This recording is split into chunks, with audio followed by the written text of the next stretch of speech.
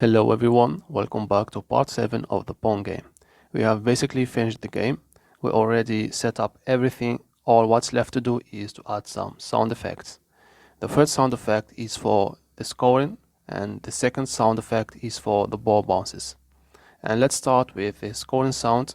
In the main lever we need to add an audio stream player. Rename it to scoring sound. And in the assets folder we have that score point audio file. Click and drag to the stream in the inspector. Now in the main level script we want to get access to that scoring sound, so onReady var scoring sound equal to scoring sound, and we want to play that sound whenever a score is achieved. So here scoring sound dot play,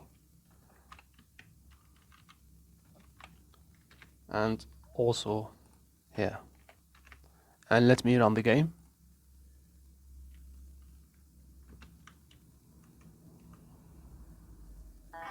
Now as you can hear we have that sound effect whenever a score is achieved. Now we want to go to the ball scene. We can click on that little icon here and we add an audio stream player. Rename it to ball sound, and from the assets folder click and drag the ball sound audio file to the stream.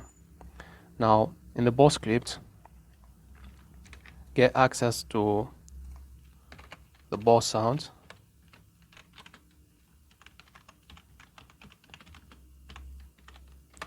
and we want to play that sound every time the ball collides with something. So if colliding is true, ball sound dot play, and let us run the game.